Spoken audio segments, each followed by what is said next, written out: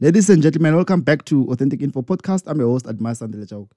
The ANC SG Fikile Mbalula, in one of his recent addresses, he was speaking about the apartheid debt that the government is still paying, saying that when the Boers left government, they stole a lot of money and they left the state in debt and they are still paying back that money. But we know that we are approaching a season of madness, a season of craziness in politics where politicians will try any strategy that will work, that will give them votes. I mean, in 2024, we're going to general elections. And we expect this type of information coming out from the ruling party because these are the politicians who have a lot of time, who had a lot of time, 30 years to work, 30 years to liberate us, 30 years to implement the policy of the ANC and things like that. But they failed. So now that they are afforded an opportunity to come back to us in the name of 2019 Manifesto Review, what they say is that they blame the apartheid, they blame everything on the system that they claim to have defeated. I've made some comments on one of my videos, of my previous videos, where Lindiwe Zulu and the Minister of Transport, the current Minister of Transport, who comes from the ANC, who went all out to blame the apartheid on all the wrongs that are doing. They blame the apartheid on railway lines and things like that. They are blaming the apartheid for the fires that are happening in Johannesburg. And we see the Secretary General of the ANC blaming the apartheid on the debt that South Africa had, saying that when they took power in 1994, there were no 60 million South Africans. It was less. The number was less, but the Boers happened to have stolen a lot of money and left the state with a lot of debt. And when they are rendering services to the state, they are also paying back the money. They are also servicing the loans in trying to pay back the money that was stolen by the Boers. But this is not the information that they spoke about in 2019, and this is 2019 Manifesto Review. So they are coming to us trying to check what is it that they promised us in 2019 and what is it that they have achieved.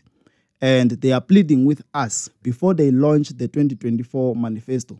They are pleading with us that we must give them a chance to continue to lead South Africa, and we must vote for the ANC. But why do they have to bring these things now? I mean, the whole of last year, if you can check Fikile Mbalula's speech, there's nowhere where he mentioned the debt that South Africa has that was caused by the Boers. So this is new information. This is something that is new to us. We know that white people couldn't be trusted. They had their own state capture. They had their own ways of stealing from government. We know that. Each and every administration have greedy people, greedy leaders who, when afforded an opportunity to have authority over funds, they will embezzle some. They will make sure that some monies go to their pockets and some monies go to their relatives, friends, girlfriends, and things like that, boyfriends and things like that. And then the little goes to service the people. So the ANC is now coming to us in the name of 2019 Manifesto Review. But the SG mentions something which a lot of us did not expect him to mention. I mean, you cannot come and blame money which was stolen in 1994 and say that it affects South Africa 30 years later. I mean, we're not talking about trillions. We're not talking about trillions. And it is not quite often when these ANC members, when they take, the ANC leaders, when they take a podium, when they mention such, they hardly mention the debt that the Boers left us with. And another thing that Mbalula is forgetting is that in 1994, when the ANC took power, they went to co-govern with the ANC. They made de Klerk their deputy president, by the way. So these people were still there. The people who they are blaming today, they were still there in 1994, 95, until when they started to leave to form other political parties, to join the DA, to join UDM, Bomalan, when they joined, they formed the UDM with Holomisa and things like that. But they ran the first administration of democracy with Mandela, and Mandela made their own, made de Klerk deputy president. So There is no way that they didn't see all these things when they claim that that was a term where the apartheid government was transferring governance, was transferring leadership and administration into the new government, and they had to learn some of the administrative skills from the previous government. So when it comes to us 30 years later to claim that we are in debt today because of the Boers, because the Boers stole from us, because apartheid stole from us, we know all that. We know the history of apartheid from 1948 until 1994. We understand all those things. And a lot of elders, for example, kings and chiefs, blames the ANC, the route took by the ANC to go into negotiate, the CODESA negotiations and things like that, because they feel like a lot of them were excluded and they should have been included. One speaker speaks about the way Mandela neglected the kings and chiefs. And then after serving his term as president, he went back home to reclaim the land which was dispossessed from them 30 years ago back then. In 1998, it was 37 years ago. So he went to claim back that land. So these are the people who sold out because the ANC had that chance, the ANC had that power to take everything for black people and make sure that they turn the situation around, but they did not. So today they come to us in the name of Manifesto Review, trying to speak about the promises of 2019. And they are teaching us of the things that they claim to have achieved and the things that they need to be given a chance to go on and make sure that they complete such programs. So the problem of water, problem of electricity, all these basic needs, the dilapidating structures in the South African infrastructure, it's quite embarrassing, especially in rural areas in Limpopo, in Mpumalanga, in the Eastern Cape. It's quite embarrassing, but we have a government which has been in charge of South Africa for the past 29 years. So they come to us in the name of blaming the apartheid on everything. I think this is their strategy. In 2023, we have seen 3 high-profile ANC politicians blaming everything on the apartheid. Because when you blame the apartheid, what you are saying to us is that you don't want to account.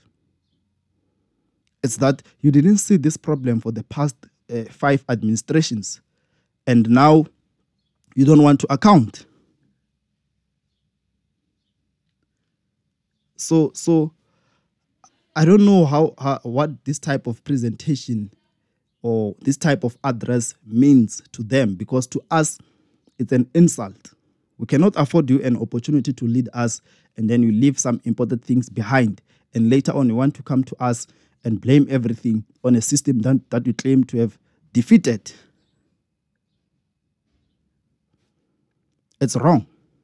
It's wrong because we need leaders who will be accountable. There are many things that the president has done wrong. There are many things that the president is involved with or involved on that he has not yet accounted for. There are many things that the current deputy president has been accused of. There are many things that the current deputy president is accounting for. That is why in one of my videos I said we must prepare for Paul Mashatile to be president, because the ANC has developed some sort of precedent where they make sure that no president will finish their second term. They did it with Mbeki, they did this to Zuma, and there's no way that they will protect Ramaphosa until he finishes his second term. That is if you win 2024. Because it seems like a lot of people are tired of the ANC-led government. And I think the administration that is coming in 2024 will be very competitive, because we see opposition parties strategizing, trying to work together to defeat the ANC. But we know that anything that is led by the DA has a little to do with ousting President Ramaphosa, because it seeks to protect President Ramaphosa and his interests. Because ever since President Ramaphosa took office, the DA has been silent on holding him to account. They are not doing it the way they did. They are not doing to him the things they did to Zuma. And it's not that Zuma was very corrupt. It's not that President Zuma was a criminal. I think these people are the same, more or less the same. So you'll be surprised why the DA is bracketing the president and everything that they do. It has a little to do with the presidency, but the ANC. So it seems like our president is an agent that is there to destroy the ANC because he's loved by the DA. But this is not about that. This is about their manifesto review, especially where Fikile Mbalula, the SG, stated or pointed a fact or a point that the apartheid government stole a lot of money from South Africa and they left us with debt, something which they didn't mention in the previous administrations. They didn't even mention this in the 2019 manifesto. So now that they want to launch a new manifesto for 2024, they want to lie to us because they go all out playing like they are accounting, they are reporting back to the people after 5 years. They've disappeared. And in the past 4 years, we haven't seen them doing these addresses. We haven't seen them until local government elections, I think. And then after that, they disappeared again. So now they are back. They are coming to us, lying to us because they say they want to look into what they promised us in 2019, and then they want to give back a report of progress. But we know there's no progress in South Africa. Recently, the National Commissioner of Police is cutting budgets on appointments, on resources and things like that. So the underperforming SAPS is still going to go down because if they don't spend on the SAPS, it means the SAPS will not perform. If they don't want to appoint, it means we still have the high level of crimes that we have currently in South Africa because the SAPS is incapacitated. So the SAPS is not professionalized. The SAPS is incapacitated. The police are shooting their wives and girlfriends because their training is useless. The system itself of policing in South Africa is useless because majority of the seniors are not people who understand what policing is.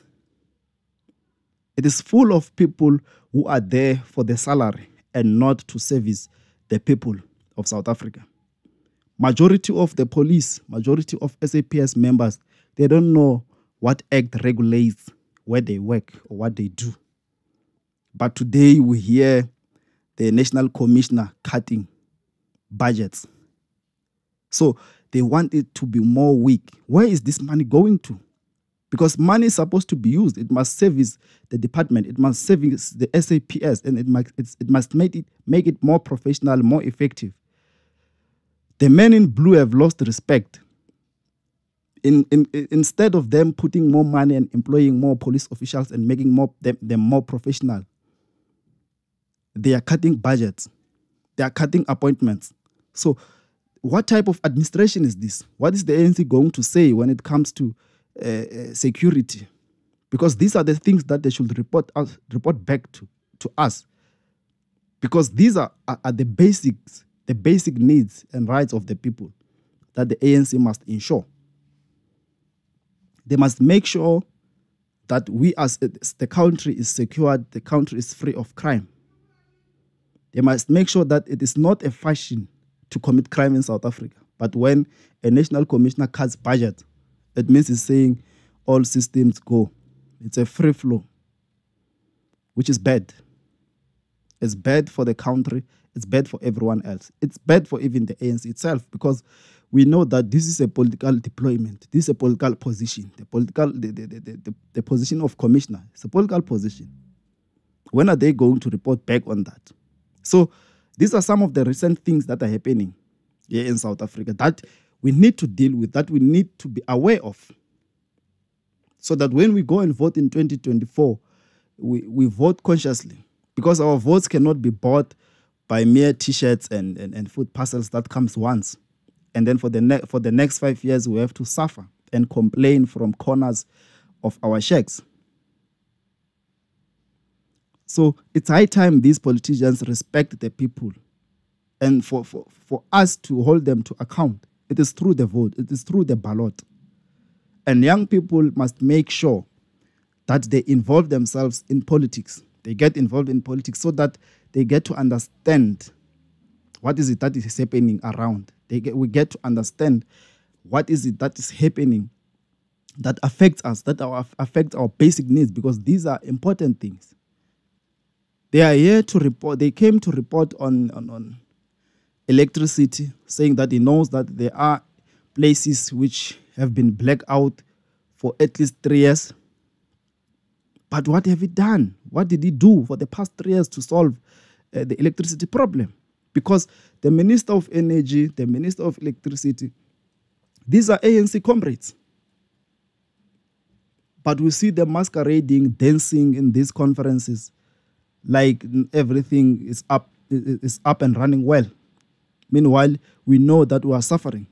And another thing is that these comrades, they don't experience load shedding. They don't experience water shedding. Now we have a problem of water. In rural areas, water is no longer a problem. In rural areas, we are used to the problem of that there's no water. The taps have been running dry since 1998. Since the Madiba administration. After that, from Beki, there's no water in the villages. But each and every year, there are contractors going there, earning a lot of money through tenders, but not delivering services.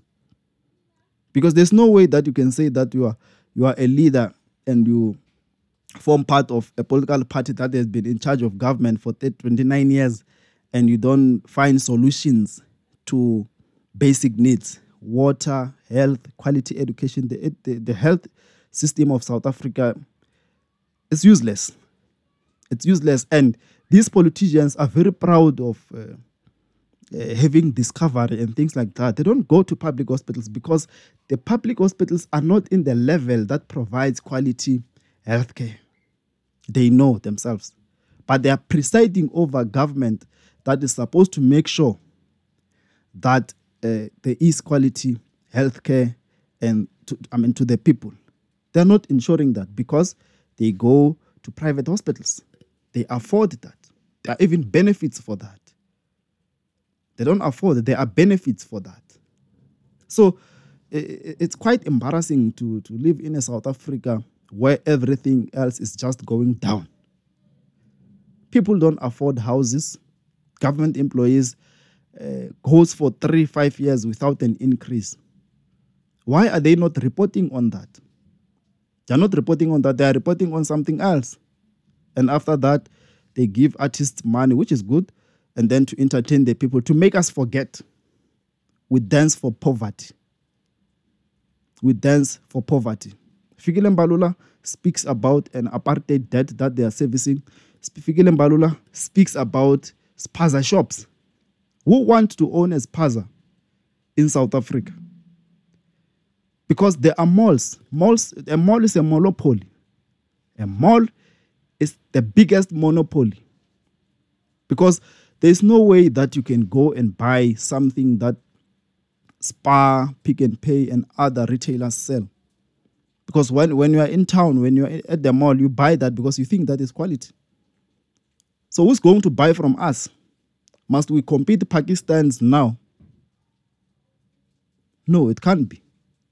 So he says spaza shops and saloons belong to us because we are poor, we are South Africans, we are black. We must own spaza shops and saloons. What? How many spaza shops and saloons does he have? Because if he is not going for that, he can see that it's useless. South Africans don't want spaza shops. They want proper jobs. They want business opportunities. They want to compete in the economy. They want to own the land. So this thing of Fikile Mbalula coming to us and embarrass us with information that we don't need shouldn't be tolerated. And we must meet in the ballot. We must meet in the ballot and for once hold these people accountable through votes. This is Authentic Info Podcast. I'm your host, Admas Andeljak. Don't forget to subscribe, hit the notification bell. Let us engage in the comment section. Thank you.